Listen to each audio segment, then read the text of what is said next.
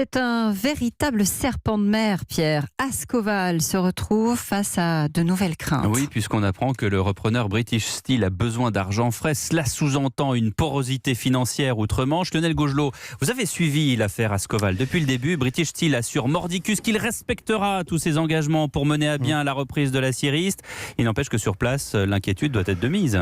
Oh, c'est même plus que ça, Pierre. C'est encore une fois pour ces salariés d'Ascoval l'angoisse de voir tout un projet industriel s'effondrer comme un château de cartes. Après la défection du Belge Altifort il y a quelques mois, l'arrivée du géant britannique British Steel, c'était la garantie de donner un avenir à la série. Et bien aujourd'hui, tout semble à nouveau remis en cause. Le jour même où Ascoval devait passer sous pavillon britannique, Nassim Bardi, délégué CGT, est écœuré.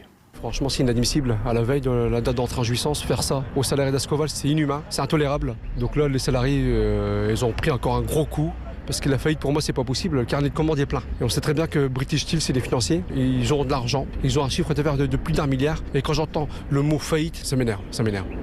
Alors bien sûr, dès hier, il y a eu des communiqués rassurants, vous l'évoquiez, de Bercy et de British Steel, affirmant que les difficultés financières du Britannique ne remettraient pas en cause le projet de Saint-Solve. Un premier chèque de 5 millions d'euros pour concrétiser la reprise doit être prochainement déposé, mais Bruno Kobzynski, le porte-parole de l'intersyndicale, reste pour le moins sceptique. Il faut qu'on nous explique, parce que moi j'ai du mal à comprendre que la maison mère qui se dit on est à la limite de la faillite et ça va pas bien et on a besoin d'argent, et que d'un autre côté on nous dise mais vous êtes en France donc vous craignez rien. Mais si la maison mère tombe, j'ai du mal à croire qu'il n'y ait pas d'impact sur le côté français de British Steel.